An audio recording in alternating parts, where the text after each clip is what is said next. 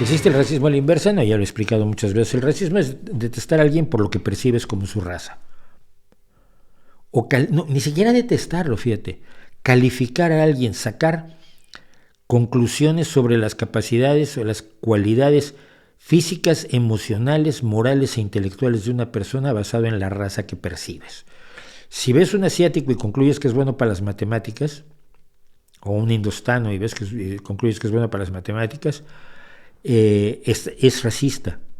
Y si odias a los blancos porque tú eres negro, porque tú eres indígena de tal tipo, o porque eres japonés, que el Japón tiene todavía un problema de racismo gravísimo, es racismo. No se vale que hayan reinventado la definición de la palabra racista los de la teoría de identidades, los de la política de identidades, para decir que el racismo es solo aquel rechazo en el cual se implica que alguien con más poder ataca a alguien con menos poder. Y bueno, si a Obama no le gustaran los blancos, por ejemplo, él tendría más poder y yo menos poder, eso sí sería racismo. Te dicen que tampoco, porque el racismo tiene que ser histórico y estructural. Y entonces van cambiando las reglas a lo largo del camino para que sean las cosas como ellos dicen. Es decir, que solo hay racismo de blancos a negros. No es cierto. Y no es cierto, y lo sabemos, y a veces lo encontramos en lugares de lo más extraños. Fíjate, yo me acuerdo, y yo que soy de baloncesto, y más últimamente que mi hijo juega, pero un jugador de esto, cuando llegó Larry Bird a la NBA, que confiesa ahora, 40 años después, 30 años después, dice, a ver, es que en la NBA los jugadores éramos racistas. Y ese era blanco. Y entonces, como iba un blanco a jugar, y de pronto lo ve y mete una, y da 2 pasos atrás y mete una, y da 3 pasos atrás y mete otra, y da 4 pasos atrás y mete otra, y lo tratan de bloquear y se escabulle y mete la otra. Y dice, bueno, a lo mejor juega baloncesto. Porque tenían la idea de que solo los negros podían jugar baloncesto. ¿Es una visión racista? Sí, es racismo.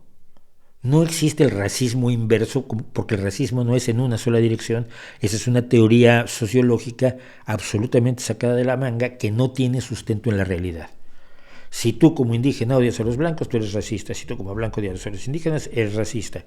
Si no te gustan los asiáticos porque tú eres haitiano, eres racista. Y si no te gustan los haitianos porque tú eres mongol, eres racista.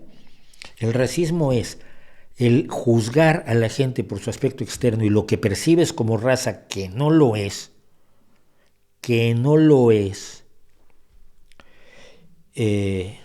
y tomar decisiones y prejuzgarlos a partir de ello. Por cierto, aquí hay una observación que siempre hago y que tengo que volver a hacer. Mire, cuando se habla de racismo, la gente siempre se refiere a las variedades de perros. Es como si unos son bulldogs y los otros son grandaneses y los otros son chihuahuas. No, mira. Te voy a explicar. Si los seres humanos fuéramos perros, todos seríamos Cocker Spaniel. Algunos blancos, otros negros, otros marroncitos, otros con pintitas, unos más altos, otros más bajitos, otros con mucho pelo, otros con menos pelo, algunos con las orejas especialmente largas, que se las llegan a pisar, y otros con las orejas razonablemente cortas. Porque la variabilidad en el ser humano no es mayor que la variabilidad que hay entre los Cocker Spaniels. No existiría un gran danés y un chihuahua, no. Todos somos la misma variedad humana con algunas variaciones menores y además esencialmente irrelevantes.